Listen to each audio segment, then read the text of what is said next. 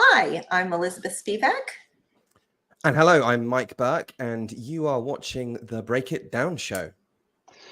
We have a lot we could talk about here. International relations. I'm a big fan of military readiness because I'm a military guy, and I was reading some of the work you guys had given me. And one of the things that I understand is, look, so I don't know if you guys know my background, and everybody who's watching who doesn't know my background, I have a lot of time outside the wire in combat zones. I was a spy.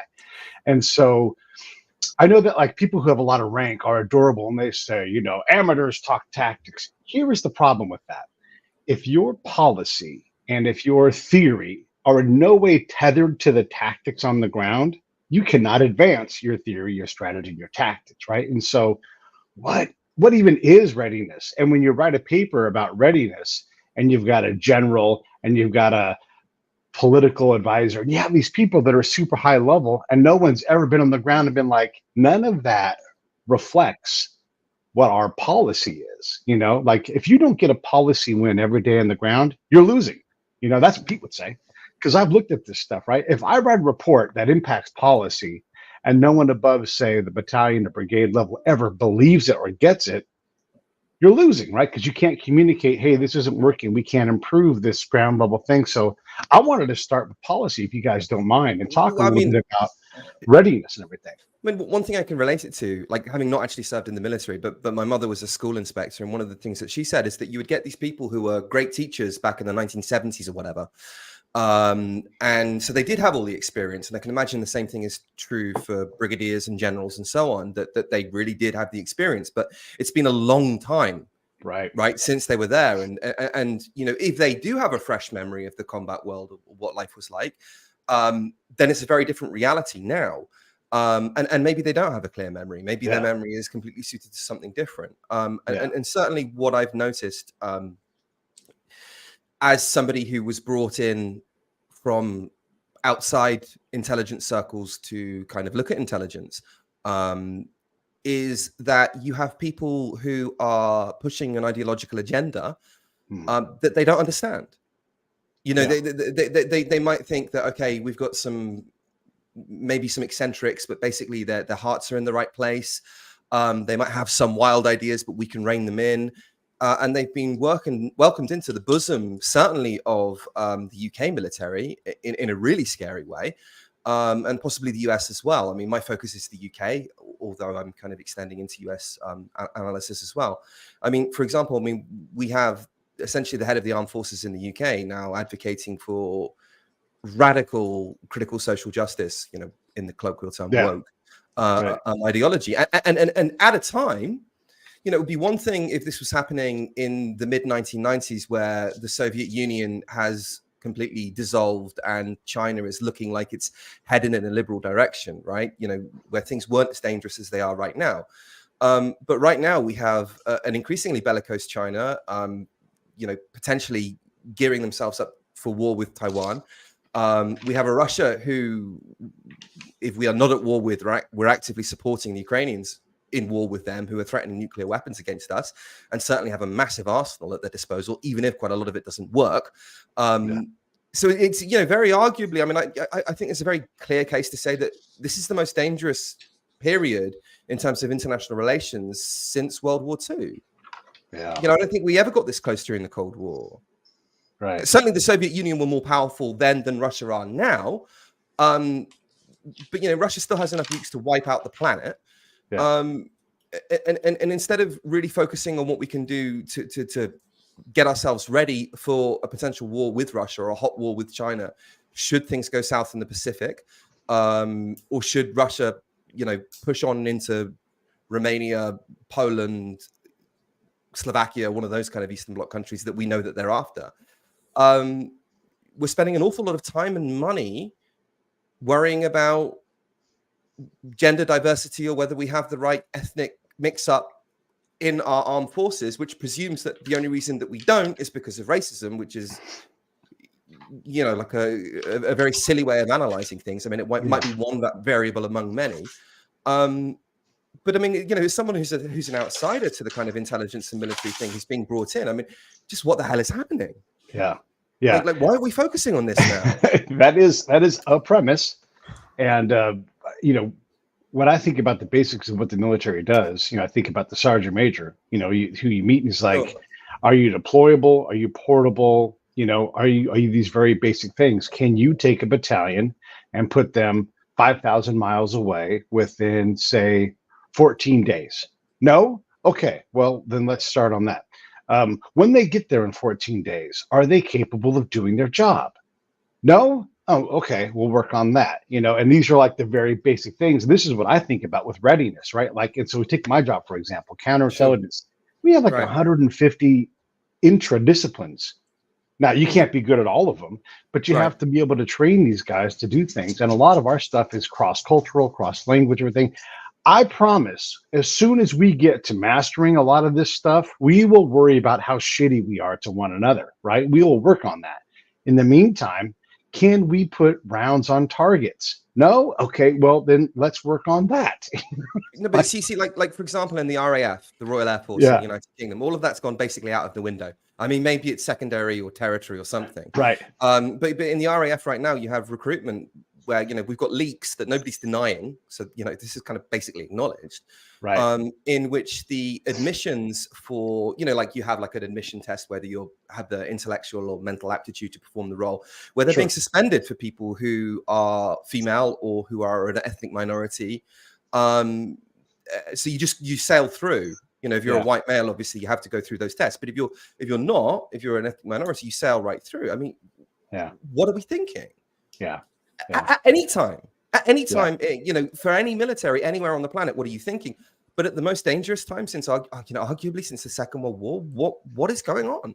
Yeah. At a time when, there's a decrease in public trust in the military.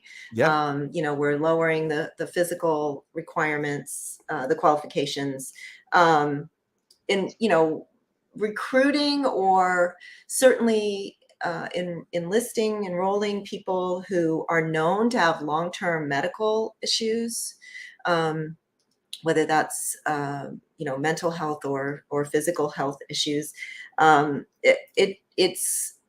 It seems sort of counterintuitive in terms of building trust in the military, not within, and then outside, a sort of non-combat curriculum, if you will, non-combat focused recruitment and policies seem somewhat counterintuitive. And as you know, from what some of the stuff that I sent you, I'm done some research on the transition from military into civilian life. And, there's some argument within that research that the military should look a little bit more like civilian life in order to ease the transition. And I'm thinking to myself that, this is it's a very well written analysis of and suggestions for research into the military transition. Right. And I get to that part and I'm thinking to myself, but the military isn't civilian life. Yeah. This is a great point. One of the things my friend Brad, I'll say his name out loud, we talk about this thing where we're like, we're going to train like SEALs. And I'm like, understand that SEALs go up to and often over the line. And I'm not being overly critical of SEALs here. You test for sociopaths, you hyper train them, you make them physical specimens who are willing to die to get through the school. Right. And they commit murder on occasion. I have been with SEALs and I'm like, ooh, boy, that is well over the line. And you're trapped in this room with these guys and they do things because they are not working in a zone where sane things happen. I love my SEAL brothers. They are badasses and we need them on our side and we need them to be exactly where they're at. If you're going to go into, and I wrote a thing on Twitter, if you're going to go into the Redwood room to pitch your idea to somebody, you don't need to have those same tactics and mindsets. You don't need to stay for 36 hours in a row. Like I've been on a patrol where you go out and you're completely exhausted when you come back. And then someone says, hey, we have to go right back out. And then we all have our version of this. You put in a dip, you grab an energy drink, you do whatever you have to do, and you go right back out. That is not the civilian world. and you have to be ready at an instant to shoot somebody or whatever it is. In my world specifically, I have to consider a lot of things. I am looking, one of the things, the verbs we use is we look for things that are exploitable, right? And we Right. call it exploitation. And we use it in a kind way, but also if I see, just for example, a Chinese national, right? And I'm like, I can take that person and I can target them and I can exploit them and I can try to flip them for our benefit. I am being as racist and derogatory as possible because I see an opportunity there. I see weakness there. I see something I can exploit. Is it alcohol? Is it gambling? Is it a weakness? I am using the worst of humanity against that person. And I'm being the person that does that person, which means I am sort of that person, right? So that's what we have to do. Civilians should not be doing that stuff. They shouldn't be mimicking it at all. I know some do, but that's not what we want to be. To your point, that's not what we want to be. I'm gonna read this little. Do it. Okay, so this is a student that I did research with. I was active duty in the Navy for 6 years as an aviation mechanic, where I became who I am today. Those 6 years built character, forged enduring friendships, and created countless experiences that molded me. Despite no longer being active duty, I strive to be a good sailor above all else. Years ago, together with my shipmates, we carried a 700-pound part of a fighter jet up a flight of stairs. At first, I thought it would be impossible to move. However, if you put enough sailors under it, remove railings from stairs, squeeze through hatches and corridors, and sweat out your soul with a heat index of 130 degrees, you can move anything. I had my hands on my shipmate Fuller's back to push him up the stairs.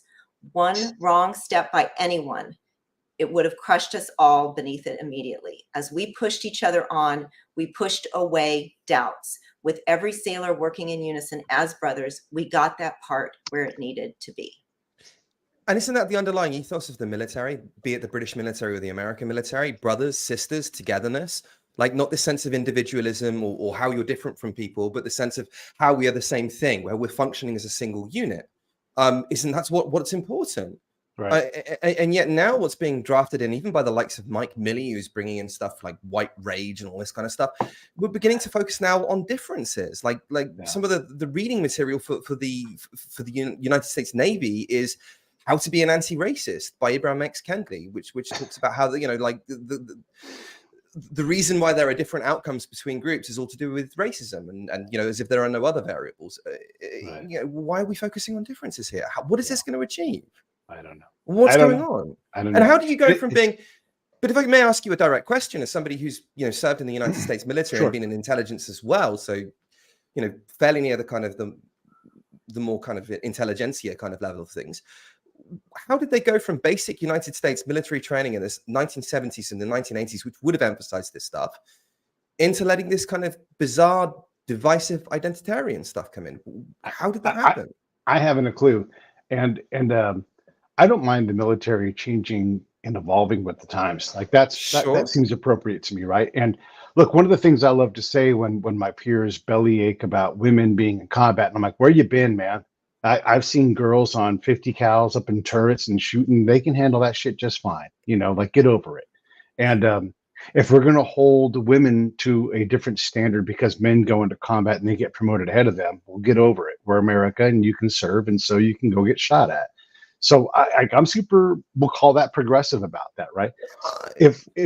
So I'm okay with all of those things. And if the PT standard has to change, guess what? I have never done a push-up in a gunfight. Never, ever, ever have I ever, right? And so it's okay to relook at these things. How fit do you have to be to go on a foot patrol in Afghanistan? A certain level of fitness is required, but there's a lot of, I was in my 30s, my interpreter was in his 50s. And we had to go as fast as that dude could go. But he wasn't holding us up. Look, when we went slow, it was because we were going up a draw over a mountain at like 14,000 feet. And nobody goes fast over that. And you can't go fast because when you get to wherever you get to, if a firefight happens, everybody's worn out. So it is a very technical, challenging thing. So the fitness thing, we can evolve that thing. If there was if there is a person who is competent, I'll go. I don't care what their gender is. I don't care what they call the thing between their legs. I don't care what they bump it into, as long as it's an adult and consenting. I don't care, right? If they're not quite competent, as long as they're willing to learn, I don't care, right? What I do care about is when you take an unverifiable theory and you say this is a real thing that can't be, look, if you're going to use science, then let's use scientific method. Go prove that thing with another thing. And for all of Mr. Kindy's work, I've not seen anybody validate it externally. I've not seen any tests. I've not seen any peer-reviewed papers. I see a person who's a preacher, right? But I don't see anybody doing any actual work. Now, maybe I'm wrong about that, but I have not seen that work. No, you can't verify it because it's patently absurd. If you're going to study economics or political science or social psychology, correct me if I'm wrong, Elizabeth, I don't think you're going to. When you're looking at the cause of any given phenomena, you can't just run a univariate analysis, right? You can't just like it's one variable. You can start there. You could start there, and that might be one factor, but it's not like, I found one variable and that's it.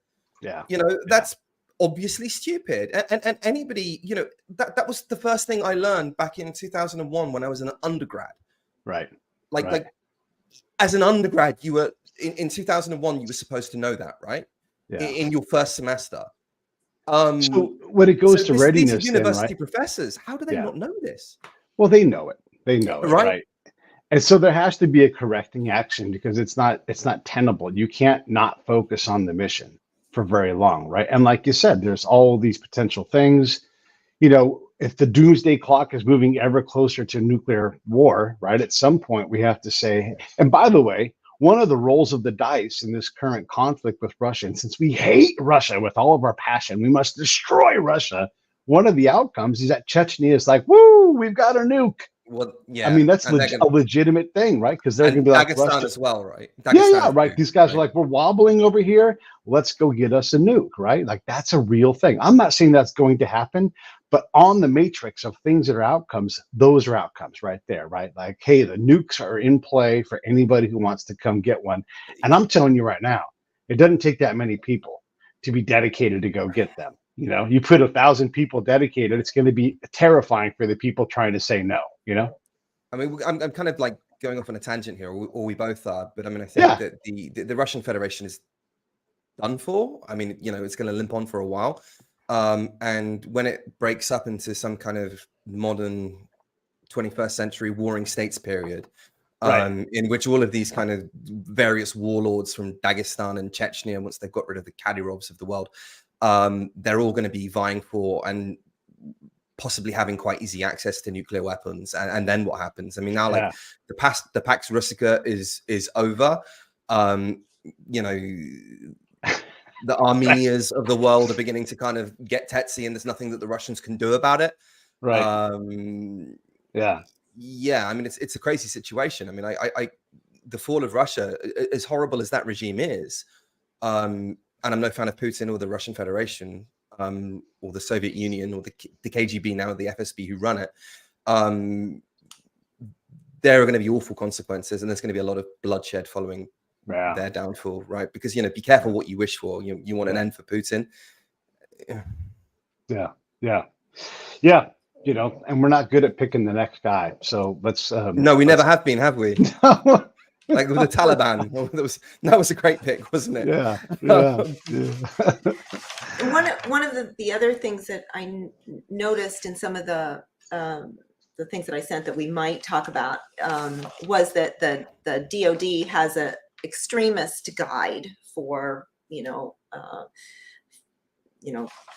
training, and it talks about how the extremism isn't just about hate messages, but it can also be extremists might be touting individual liberties and how to make the world a better place. And they made the point is like, isn't that a lot of times why people join the military? Because of liberty and making the world a better place. And I get it that because I had also sent you a link to the Boston Globe article that talked about extremists within the military, and I don't think it's a huge a huge problem, but I don't know because I'm not, I don't, not tapped into that. But I get it that there might be, extremists within the military that are saying, states' rights and individual liberties. But I would suspect that most people would be talking about those things, from a position of love of country, not for self, but for country, right? Yeah. So every year we do this charity ride and we go across the country. And I'm self-admitted, I'm a terrible veteran. I don't wear like the I'm a veteran hat, and I don't wear the grunt style t-shirts, and I don't buy Black Rifle coffee. I'm pretty sedated in my veteran status, but I do veteran things. But I'm just not a raw veteran jacket kind of guy. And when I drive across the country, I get to enter all these different realities as I go across all of this. I'm saying all the southern states. I don't mean like, southern. I mean like California, Arizona, New Mexico, all the way across, right? And it is a different world. And if you don't travel across this country, you don't understand different groups. And the military is its own group. And when you don't encounter the fact that, like, I have friends that have a ton of guns. And if you are distant from that, it would be terrifying to know that I know people that have over 100 guns easily and load their own ammo. And that is their hobby. They're never going to shoot anybody, but that's their passion. They build guns. They talk about guns. They want to go shoot. They practice shooting fast. They practice shooting far. They practice shooting arcane weapons. They love that stuff. And if you were to be not from that world, they might seem like an extremist. You could easily put them on the side of a mountain talking about America and freedom, and you might freak yourself out, and you might actually see them doing those things and think that person is an extremist. I can totally see a world where everybody is doing exactly those things and not a thing bad is happening, but we can concoct this. How tragic is that, though? Right? I mean, like, it's super tragic. I'm a liberal, right? I'm a liberal from the UK. Like, the whole kind of American gold culture makes my head spin. I don't get it. Yeah. Not natively, and my inclination is to think you're all a bit nuts. And so, what did I do about that? I went to America and I spent some time with some Americans who are like the kind of person that you described. Like, I wouldn't be in a position to judge if I hadn't spent some time with them. Right. And what I found was that they were all lovely. Now, does that mean that there are a few nutters among them? There aren't any nutters. I'm sure there are plenty. But actually, as a subset of the population, they seem to be very happy, very stable families, very law-abiding, which is what you want if somebody's got a gun, right? You don't want them to not be law-abiding. And so, I mean, I think these people get a bad rep. I think that Christian conservatives in the United States get a bad rep as well. Like, again, having spent some time with them. And it's not just in the South either. My husband's from Vermont, and he, the kids brought their guns to school because they were going hunting. They went hunting before school and they were going hunting after school. They brought them to, the local cafe where they had, coffee and lunch or whatever. And so, it's not just in the South or the West. This is, it's also, in, it is a rural way of life, you know? Yeah. And rural is 5 minutes out of town. Right. But how scary is that? 5 minutes out of time, and we have 5 minutes out of town, and we have this divide, right, between the people who call themselves liberals, who aren't really liberals, but they call themselves liberals, and they will look at people with guns and they'll think, okay, you want to have a gun because you're evil. And then a lot of the people who can call themselves conservatives will look at the liberals and say, you're voting against us having guns because you're evil as well, without actually having any communication between the two sides. Right. Without actually people understanding each other. Yeah. And people can be wrong and not be evil. Yeah. It is an interesting conundrum. And when you talk about the whole extremist within the military thing, we self-select some very interesting people, and a lot of them are deeply troubled. And so I think it's appropriate to look at ourselves. And a lot of these guys have violent histories, and a lot of them have very low IQs. Like, I'm just being honest, there is a rough set of people, but also a wonderful set of people that have all of these conditions, and they rehabilitate themselves or put themselves on a trajectory where you're like marvelous, wonderful people. And it might take them a minute. People that have no business being as successful as they are because they have no chance, but they get into the military and the norm is that they learn how to pay their bills. They learn how to, develop a career, and they mentor people like crazy. And so like that's the norm. And for whatever one of reason, the best predictors of success yeah, in life is conscientiousness. And sure. so, this is one of the things I even tell my college students, like, going to college is also just, what are you telling a future employer? Not that you read great literature necessarily, right? But that you can adhere to a schedule. You Yeah. can get through college by turning things in, adhering to the rules, and those kinds of things. This is another thing that the military, now, one of the things, that the military doesn't do. I mean, you said, learn how to pay your bills. Well, sort of. They give you, everybody's wearing the same deodorant because you're given it, right? Everybody's wearing the same socks. Everybody, so to some extent, it's creating a structure that maybe people don't Never had. Yeah. Yet never had, and maybe internalize, or maybe still need the external sort of structure, and that may be part of a transition issue, a difficulty in transition where they've where people have, maybe people who thrive under that structure that's given them struggle a little bit when the structure isn't there anymore. But certainly there's plenty of evidence that that say African Americans, Blacks, actually are more successful after the military than their comparative peers that have never been in the military. And one of those aspects could be, I mean, we would need Wil to talk about that, but one of those aspects. He's coming. He sent me a text. Okay. Well, okay. One of those aspects, could in fact be that if we're comparing, if we're sort of a yoked subjects design where we have, comparisons, we would likely find that, people of the same, intelligence and background would be getting something in the military that they wouldn't be getting without that structure, and that it actually enhances their success. So, and it isn't just African Americans, but that is, they disproportionately succeed post-military over other. And I bet if you removed ethnicity or even left it in there, but you also controlled for zip code, Sure. and you would find a similar exit to positive prosperity. Or perhaps fatherlessness. If you're looking at people who come from fatherless families, because that's one of the huge predictors for a lack of success in life. Prison, and the parent or alcohol or drugs or and then something that disrupts that pattern at home, right? Yeah.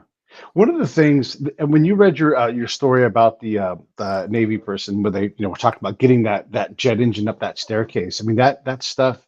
There's leaders all around you, and you learn to identify yourself as a leader. Like, how can I be a better version of me? And I thought about earlier today. I was in a unit run, and I was up front because I was the intel guy for the entire unit. And there's 1,000 people behind us, and next to me, subbing in because of everybody else ahead of him was medically unable to do the run for whatever reason, right? Babies and ankles and all that kind of stuff, and he was woefully out of shape.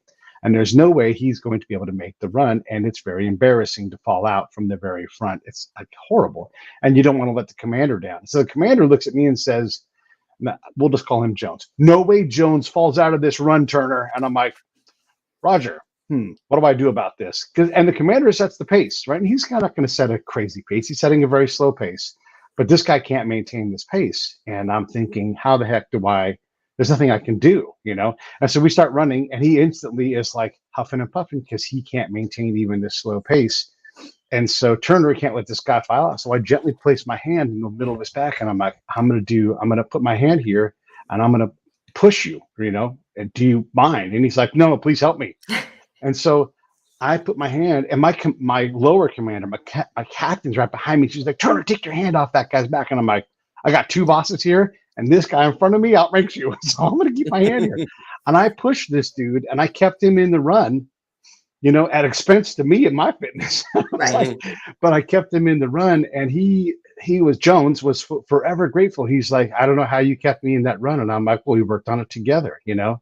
And I saw that dude just by happenstance years and years later. He's like, I never forgot that. And I've always tried to find occasions to do something similar, you know, because you went through a lot to do that for me. And I think that there are very few circumstances in the civilian world where I've had a chance to do that for somebody else, where I was forced to do something I never would have done otherwise, you know? And that's good for someone that doesn't have or never had that opportunity to do that for someone or to pass that along.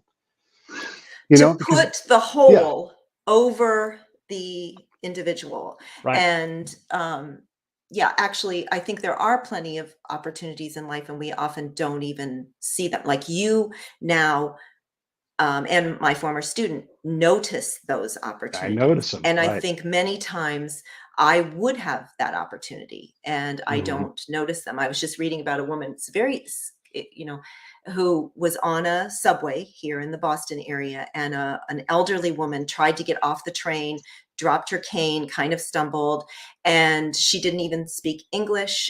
So the writer of the little editorial stopped, picked up the cane, was trying to help her. The door's closed, so the woman couldn't get off. And they're trying to go through the map, you know, that's up on the subway, and like, where should you get off? And they figure out, actually, she would have gotten off at the wrong place anyway. So they figure out by pointing where she should get off.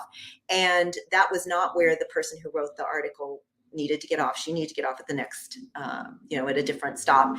And so she was asking in the train, who's going to get off at this stop? Who can help her, right? And nobody responded. Obviously, there were people getting off at that Sure. spot. Finally, someone, after she asked several times, finally someone said, I'm going to. When that stop came, he didn't even bother. He just got off the train. Right. And these are opportunities that I think that people like you, would have noticed. And, even if you didn't notice that the woman dropped her cane and kind of got confused, if somebody said, who can help this woman get off the train? Yeah. I absolutely help that person. Yes. I mean, that's how I'm made. Right. Yeah. Yeah, absolutely. Yeah. And it's sad that, sad. we have our things in our ears and we're looking at our little devices, and that's it. That's, and we think a tweet is helping. We think a tweet, that's all that's needed. That's the most tragic thing. We think that, that in order to do something good, we don't need to put ourselves at risk. We don't need to expend any effort. Whether that's helping somebody off a train, whether that's putting our neck out, standing up for somebody, if there's some crazy person on a train or something like that. We think that just going on Twitter and making some boast about how morally righteous we are by accusing some innocent person of racism, that's enough. That's enough for us to feel good about ourselves and doing good in the world. And you get that dopamine hit from that. It's a very strange time to be alive in that regard. For sure racism exists, but I try not to assign it to people until I have to. And really, there's something else that you can do instead anyhow. It's just so emotionally charged. It takes the logic and reason out of everything. It just sucks it out. But where does it exist and how do you deal with it, right? So, the places that are the most race obsessed right now in the USA and the UK are university campuses. How many racists are there on a university campus in the UK or the US? Maybe one or two. I'm sure there are some, but you have to shut the fuck up. If you're a racist in the UK or the US and you're on campus, holy shit, you can't fucking be open about that. That has to be, otherwise you're done, right? That's going to be all over Twitter, everywhere. We have people, Elizabeth is one who never even did anything racist and then they just made it up, right? So if you're actually going to say something racist, on a UK or a US campus, then you have to be very, very secretive about that. Where racism exists is on the periphery of society, on the edges, where you have a group of white people or a group of black people, for that matter, for all the same reasons, who haven't met people from the other race. And because they haven't met them, they don't understand them, they dehumanize them and they think they're completely different. Sure. And the way that you cure that is not by dehumanizing the racist, but by showing them that actually here's a black person or here's a white person, and they're essentially just the same as you. They've got all the same fears and desires as you do. That's how you overcome things like this, not by this divisiveness. Yeah. I suspect there's no race in foxholes, right? There's no enemies in foxholes. I'll tell you right now, I don't know when it creeps back in, So I had a conversation on this trip I was telling you about, right? And again, I'm driving across the country, encountering veterans along the way, and all kinds of great Americans in general. And there's this black dude, and he was an Army guy, and he lives in El Paso. And I'm like, hey, so what do you make of this? So if you sit in a chow hall or you go to training, inevitably there will be a black table, and there will be a table full of white people. Maybe there's a mixed table, but groups will kind of ethnically separate themselves in some way. But when you were getting shot at, none of that matters. Even when you're in that chow hall, it doesn't really matter. It's just that you might sit together because of some reason, and maybe it's color attracted or whatever. And he's like, as long as we all feel welcome, it's fine to segregate and sit together in groups because there is some affinity there. But when we go to work, we're going to go do our job.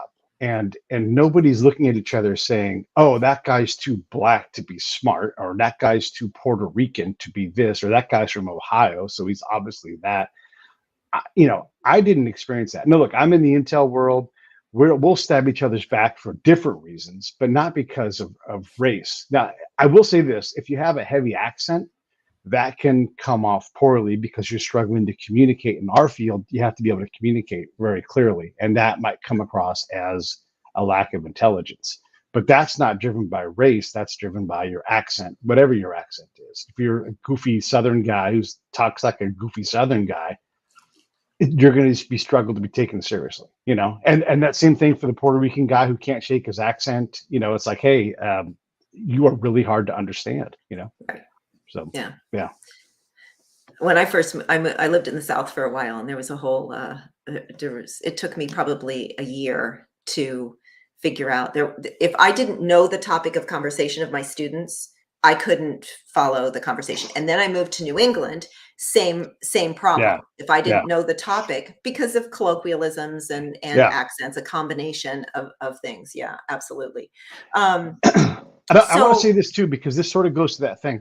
If we deploy and we have a officer from a foreign country augment our unit, we as a Army tend to shun that person, right? So me and my world, my job, I'm going to go talk to that person because that's what I do. Right? My job is to know everybody on the camp. And so I'll go talk to the Romanian, I'll go talk to the Jordanian, and I'll make sure that at least they know they have one friend, because guess what they're going to do? They're going to talk to me, and I'm going to figure out how to work something with that person. But it's very common for us to dismiss that person as being stupid, and we'll de-rank them somehow. But that's not because of racism. That's because of unfamiliarity. We don't know who they are. We don't know how to trust them. They're not from our unit. I experienced the same thing as an American going to a unit. They're like, who the hell is that? And then once they start calling me Pete, and I work to integrate with them. And once they welcome me, so it's not based on race. It's based on affinity and familiarity. Right. And I mean, look at some of the American officers in Okinawa or whatever trying to integrate with the SDF. That's going to be really hard work, much more hard work than it would be from, for a Puerto Rican in America, for example. Right. Yeah. In a really homogenous society like the Japanese have. So very, very difficult indeed. Yeah. Yeah. And you want to talk about racism, you could talk definitely, like, as much as we want to talk about the value of diversity, look at Japan and the great steps they can take forward. They can put down train tracks and they can set up nuclear power, but they have a distinct and clear racism that happens in their country. And I guess we give them a pass on that. But if you think they have a racism? Oh, for sure. For sure. If you are third generation or further back or not Japanese enough, they are very open about it. You will not be served in this restaurant. It's absolutely a thing. I've not experienced that. If you're Japanese descent in any way at all, you are very likely to experience that particular kind of racism. Go talk to anybody who's third generation Japanese, maybe even second, but also like if you're Hawaiian or any of that, like you will find that, and it's very clear. Not so much for the white tourists, but what about if you speak Japanese? I don't think that matters. I think they pick it up and they're like, nope, don't like it, and so they're very rough on that, right? Because they're very they're very homogenous, and they don't. Although Mike is in UK right now, he lives in Japan. Yeah, and speaks fluent Japanese. No, hey, listen, I'm telling you, this is my experience from my friends that have been assigned there who are like Hawaiian extraction or Filipino or whatever. You know, it's So- a misnomer. It's the problem is not what people think it is with Japan. The problem with Japan is that the culture is so, because Japan was closed during the Tokugawa shogunate for over 200 years. The culture was essentially insulated against everywhere else. Even there was even very limited trade with China. It was a little bit with Holland, and so therefore, what can happen amongst foreigners is they can find it really difficult to integrate in Japan, and they can think it's about race, but actually there is a bit of racism, but actually generally it isn't. And so one of the things that the Japanese do that, for example, Westerners don't, is that we tend to have our friendship. By the way, there's a load of research on this. It's not, I'm not just opining here. Yeah. We tend to have very open friendship circles. You think about when you go to the bar. You go to the bar and you go with a group of friends, but you might meet new people or you might mix and match your friends, that kind of thing. The Japanese don't do that. So the Japanese friendship groups are basically set in stone by elementary school. Now, new people can join, but it's very, very difficult. And they tend to be husbands, wives, longtime partners, that kind of thing. But if I was to say to you, let's go to the bar, let's say, in Tokyo, then I would not be able to invite somebody else. I would not be able to invite a third party, right? So, for example, I used to think that I'd make Japanese friends and I'd say, what are you doing tonight? And they'd say, oh, we're going to the bar. I'd say, and then that would be it. And they wouldn't invite me. And I would think, shit, why are they not inviting me? My natural reaction was because of racism. Actually, it wasn't. The reason why they weren't inviting me was because you can't invite another person into a set friendship group, whether they're Japanese or not. If you want to, you would have to ask permission, and it's extremely unusual and awkward to do so. So there is kind of like, once you learn to speak Japanese and you really study about the culture, there are actually kind of ways in, but it's one of the most difficult cultures to kind of get to grips with, certainly in the developed world, possibly the most difficult in the developed world, and maybe one of the most difficult out there. But there are ways to blend into Japanese culture, believe it or not. I'm just saying that I know several people that don't know each other that have told me they've gone to Japanese restaurants and been refused service. And these are people of Japanese descent. It happened to Mike. Yeah. Okay. So I'll give you an example of that happened to me. So I went to when I first arrived in Japan, I spoke barely any Japanese, right? I went to a sushi restaurant and there was a sign outside saying, sorry, no foreigners in English. Yeah. And so I thought, as a kind of plucky Brit, I was like, right, I'm going to have me some racism. So because I was getting ready for not a physical fight, but, just to throw down a bit. And so I went in and, they were like, "Simasen, and so I just asked in Japanese, "Nande?" which is why, and they're like, "Oh, Nihongo wakarimasu ka? Sugoi!" like this, and I didn't pay for a dish. They were bringing me all this kind of sushi, and they go, like bring me all of these dishes over, and it came to that, and I went to pay my bill, and they weren't having it. They were like, "Wow, you're here and you're appreciating Japanese culture. Isn't that great?" But they think that their culture is so alien, and it is, but it's not as alien as they think it is. They think that their culture is so alien that it's impossible for us to get it. And so the reason why they said no, the no foreigner sign was on the door, was not because they didn't like white people or black people or whatever. It was there on the door because they were afraid of not being able to give good service, and because they assumed that the food that they were serving was completely unpalatable to foreigners. And so when you actually went in there and began interacting with them, it was a completely different story. Now, is that the case for all places? Are there some no foreigner signs? Fair enough. Yeah, right. Maybe I've come across 2 in 15 years in Japan. Like 2.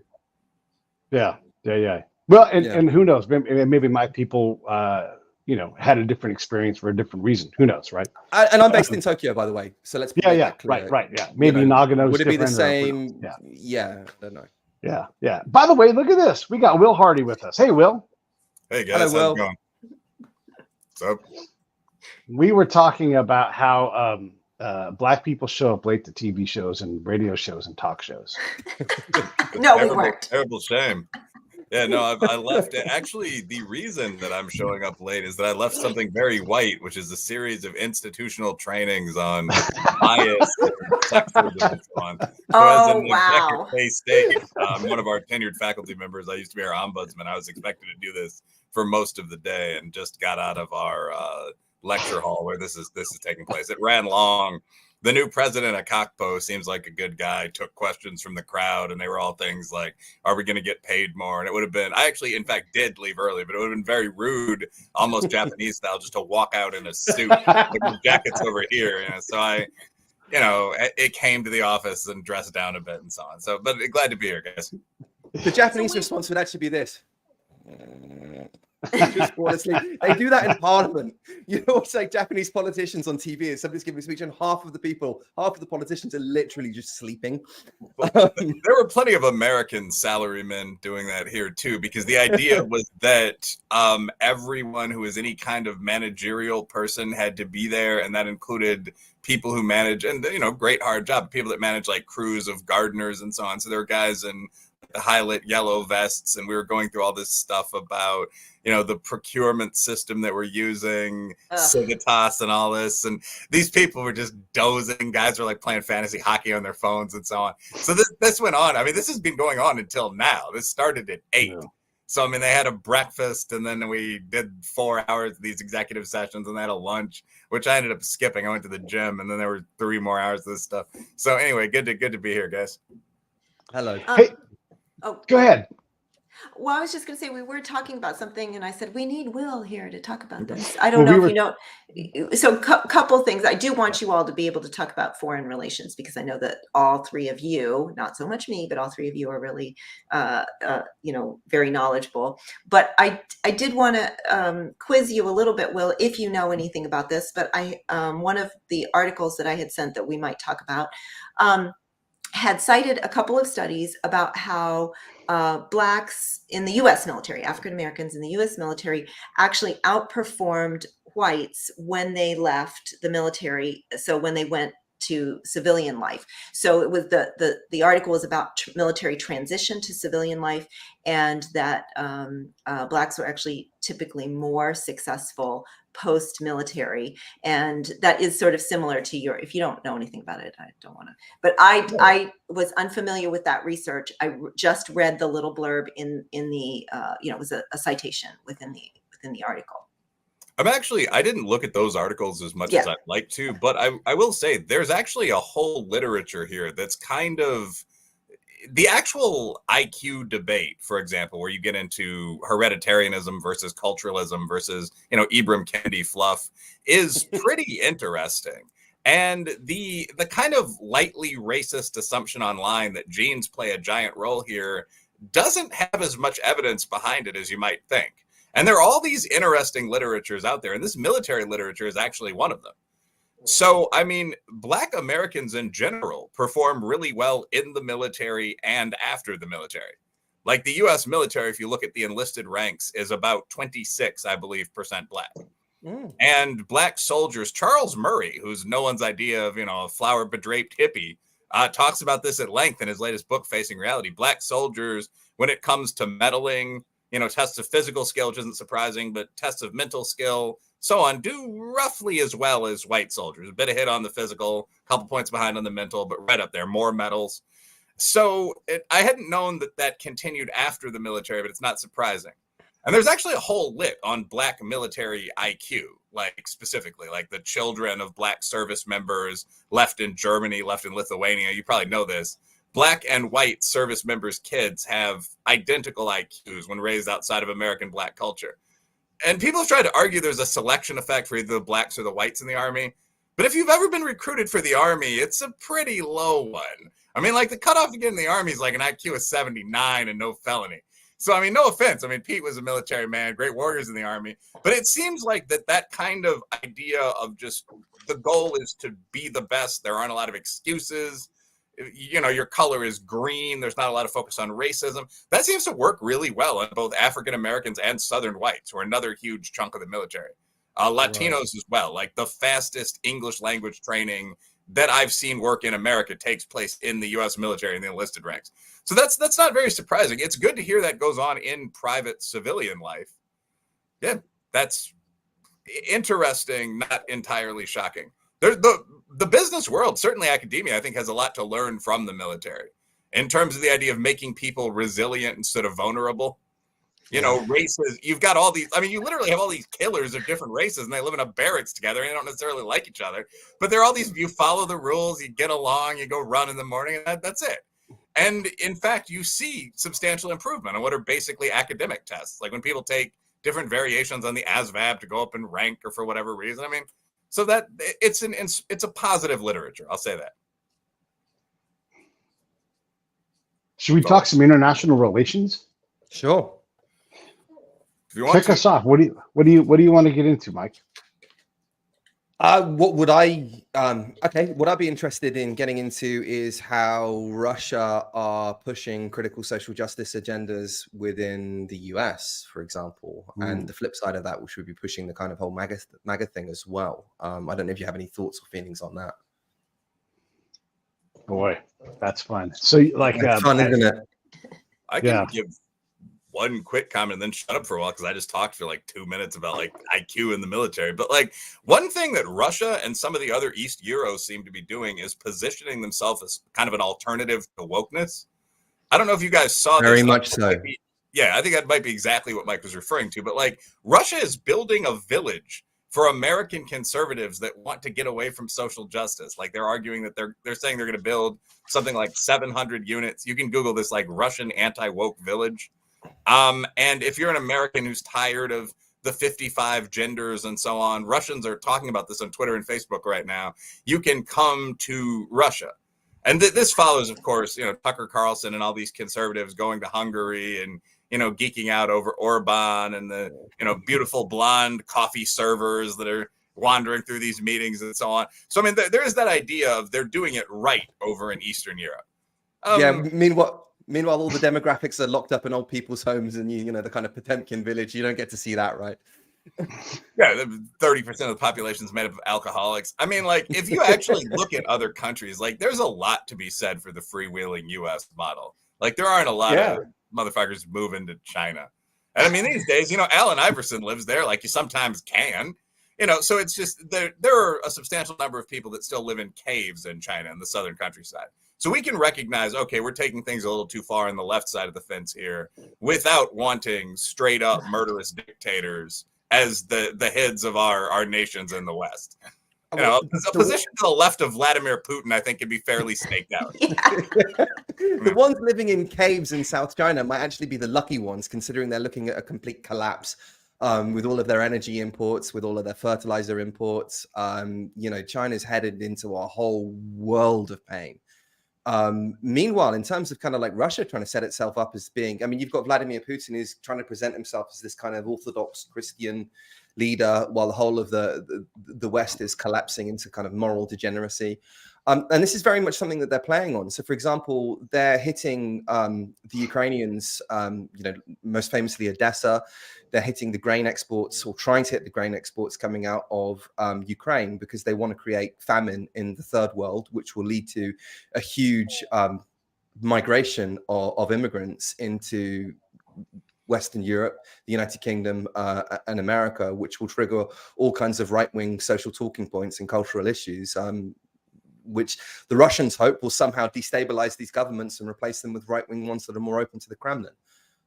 That's what they're up to, or at least that's what I think they're up to.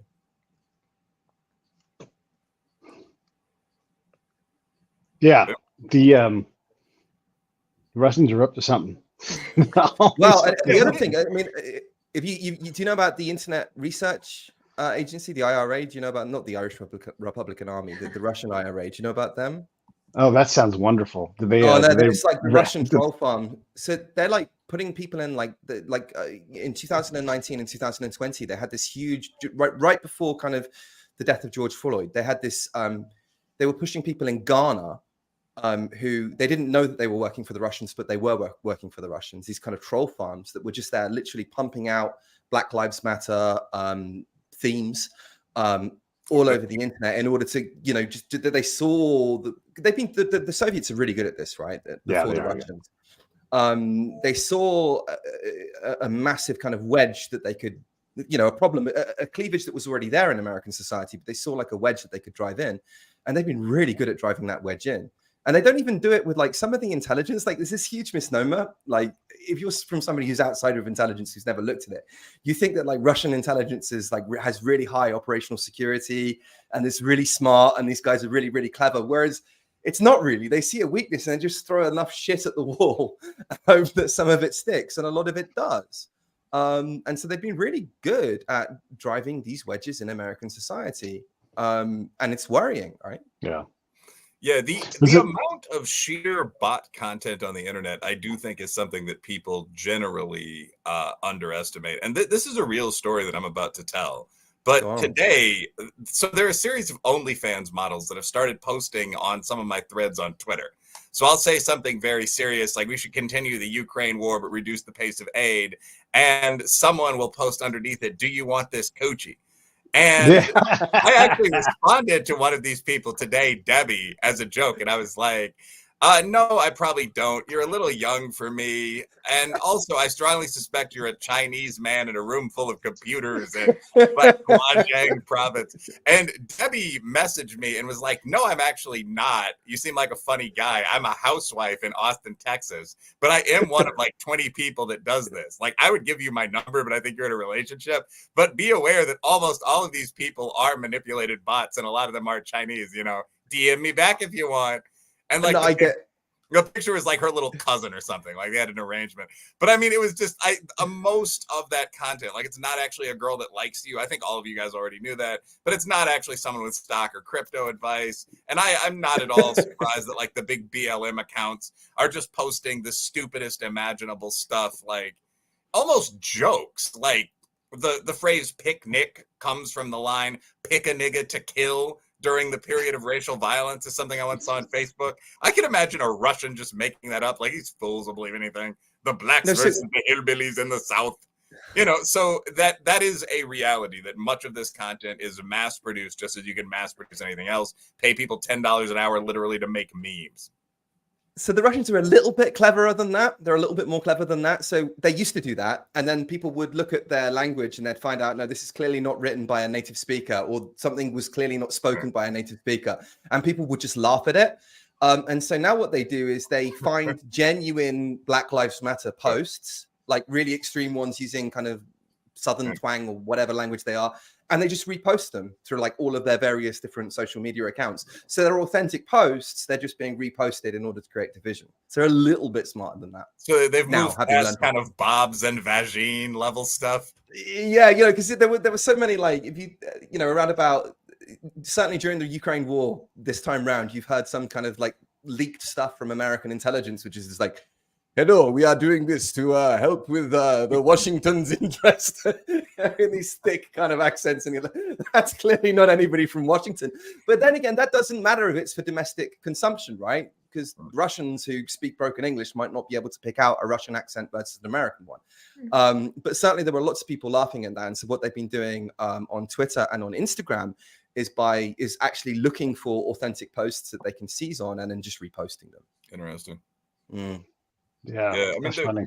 Last comment, but I mean, there's quite a lot of that. Like the page Russians with Attitude, which obviously has a bias, but does some war reporting on Twitter, it has argued that a lot of the Russian and Ukrainian atrocity videos on sites like Telegram are essentially snuff films. Like the same guy has died 5 times.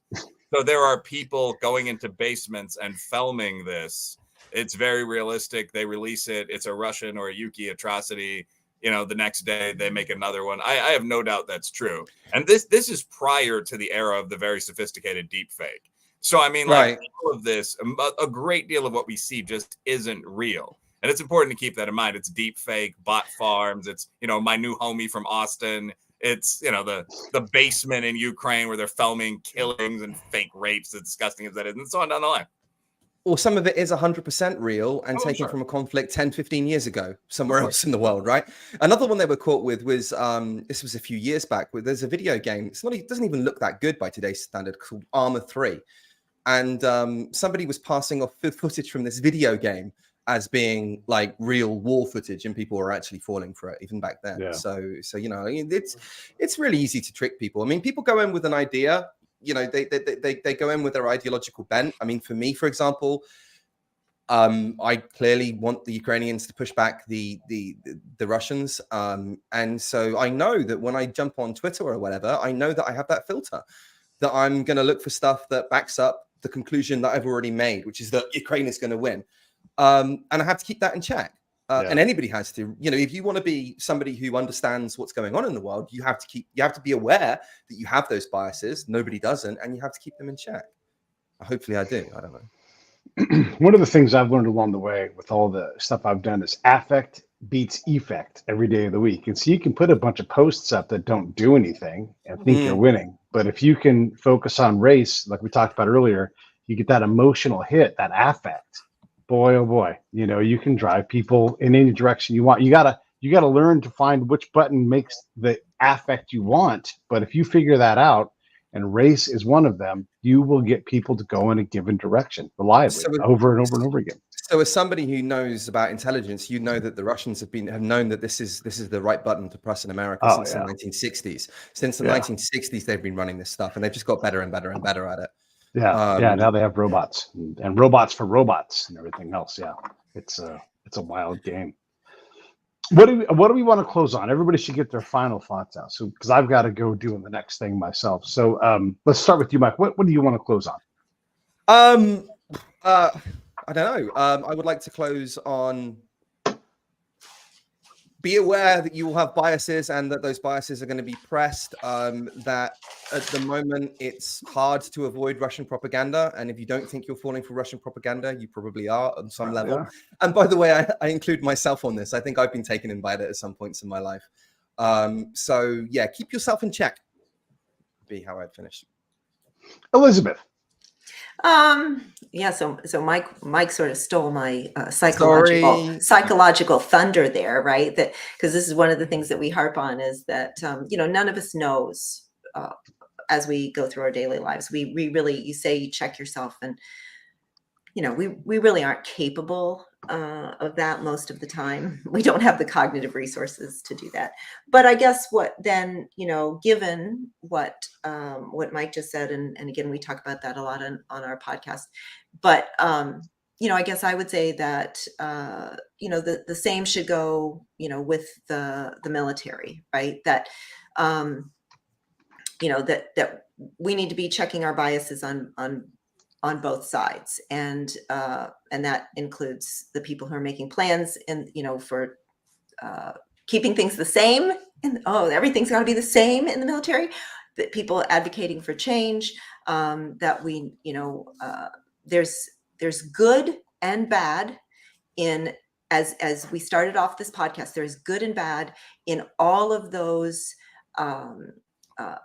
personality and individual differences that we have, and they are useful in life and in the military to various extents, and we need to honor those and just just honor them, I guess. I love it. Wil. Yeah, well, I missed a lot of the conversation. I could come up with some joke like avoid, sensitivity trainings or anything like that. I guess I think I kind of, I'm going to say a version of what Mike said. Be aware whenever you're engaging anything, be aware that a lot of information is extremely dubious. We just went through a lot of different ways in which that can be true. So before you truly accept something, make sure there's a way you can verify that. And if you can't verify, you shouldn't fully trust, to quote Triple OG Ronald Reagan. I guess that's my takeaway from, my time on the pod. Can I just say one last thing? Yeah. Can I say one last thing? I think it's really important. With propaganda, always also be aware of another thing. They will always mix lies with the truth, right? So usually when you see a piece of propaganda, a piece of disinformation, there's going to be something in there that's actually true, that's there to grab you and is true. And once you accept that truth, then that's how they sneak in the disinformation, how they sneak in, because you've already aligned your identity with the lie, with the truth, and then the lie comes in secondary. It's like that. Have you ever seen The Exorcist? That scene where Father Damien and Max von Sydow, the elder exorcist, is going in, and he says, the demon will lie, but he will mix lies with the truth. The attack is powerful, Michael. So he's been Damien, and psychological. So beware. That's how it works. And if you're interested in this, by the way, check out our podcast, the Dissidents Podcast, because we go through the whole psychology and philosophy of critical social justice and how these essentially really bad ideas stick in and get to work inside people. So yeah, check that out too. Thank you. The Dissident Podcast, everybody check The that Dissidents. out. Yeah, The Dissidents. The Dissidents. Yeah, it's all about the psychology of critical social justice and the philosophy of critical social justice and how it works, how it sticks in people's heads, and how it attracts bad people like moths to a flame. Not all of them are bad, but many of them are. If I could actually jump in, I'm going to throw in a plug for your podcast as well, actually, at the end. But I mean, I think that there's a very important distinction that you just pointed out, which is between the liar and the bullshitter. And there's a famous book about this called Bullshit. Like liar is someone who has one specific goal, which is misguiding you about one specific thing, relationship cheating or something like that. So the liar is aware of the truth and is attempting to deceive you about the truth. The bullshitter has a tertiary objective goal and doesn't really care what the truth is at all. The bullshitter's goal is achieving their political or social or sexual or whatever objective. So they're going to mix lies and truth to whatever extent they think is best to get to their objective. And this is like when these guys talk about the dissidents and the other people that critique critical social justice. My casual friend Wocal Distance is really good with this also. Oh, yeah. But like what they're doing, what social justice people are doing is thrasimican, if you remember the old Socratic dialogues. They don't think truth has any value at all. They think that everything that you say is a product of your personal goals and individual power position. So their goal is saying the things that will get them to a place where they have the power and they can then advance themselves even more, advance the ideas that they want. So it's an utterly shameless combination of truth and lies. And if you try to engage it from the perspective of, I think you're arguing in bad faith and half of what you're saying is false. I'll sometimes do this when I debate for a third-party audience, but it's a complete waste of time because then they'll start picking out minor flaws in your logic, or they'll start just repeating what they said, or they'll start accusing you of racism. You can't critique me because you're white, male, whatever. The point is that they're not even lying. They're just bullshitting to get what they want. That's another form of propagandistic false information. That's a great point. Absolutely. All right, let me run these credits. I'll be right back to you guys. Thanks, everybody, for watching. I'll see you all tomorrow. Hey, thanks for watching the show. I really appreciate it. Right here, you can subscribe. Please do that. It makes the show grow. Hit that notification bell so you know which incredible guest is coming up next. Down below is the PayPal link. You can put a small subscription in. That is an enormous help. All that money goes right back into the show. And then right up over here are the next episodes you should listen to, curated by yours truly. Thank you so